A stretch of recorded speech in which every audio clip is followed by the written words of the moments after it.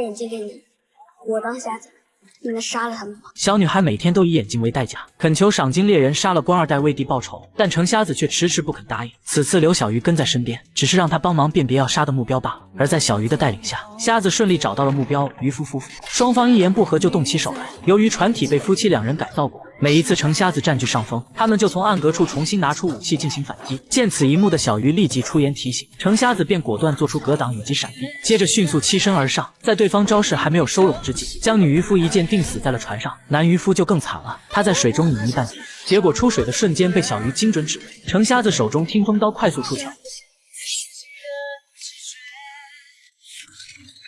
然而，在小鱼帮助下做完这单后，程瞎子依旧不愿带着这个粘人精，狠心将小鱼留下。小鱼望着程瞎子远去的背影，眼神里充满着不屈与不服。随后，年仅8岁的他，靠着在程瞎子那学会的野外技巧，愣是徒步1个月走回了幽州，坚持到程瞎子家才晕了过去。而程瞎子摸到他腿上牙印，知道这是中了蛇毒，将匕首丢进火盆中消毒，接着划破伤口放出了毒血，之后便将小鱼丢在了地上，不再过问，是死是活全靠天意。就这样，小鱼足足躺了5天5夜，这才一口气缓了过来。他虚弱的趴在水缸上补充水分，然后来到程瞎子面前，直奔主题：叫我杀人吧，我自己报仇。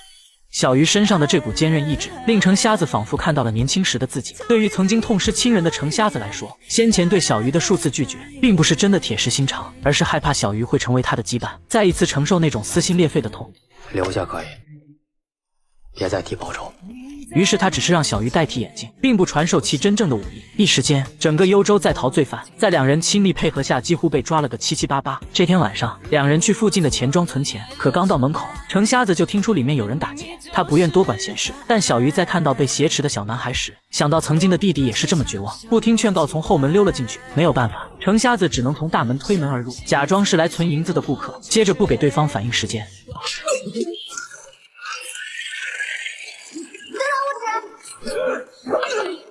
这点戒指。小鱼就像一把8倍镜，装在了程瞎子这把大锯之上。他招招力无虚发，瞬间放倒了屋里所有劫匪。与此同时，肥老大从银库缓缓走出，发现是个小孩和一个瞎子在公然叫板，立马掏出武器准备杀人灭口。可交手的瞬间，他脸色大变，眼前瞎子根本不是一般炮，他不仅短时间内没有占到便宜，还反被对方武器划伤了脸颊。于是肥老大单刀一分为2。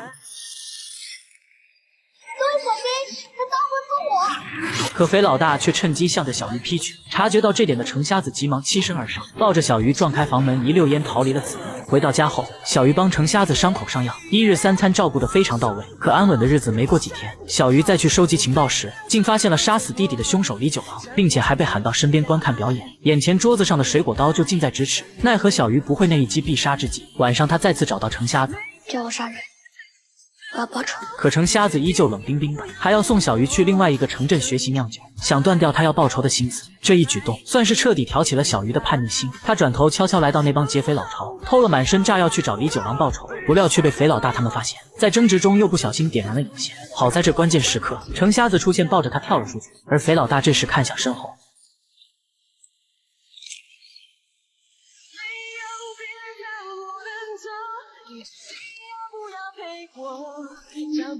我就离他这么近，我要是像你一样厉害，我就能报仇了。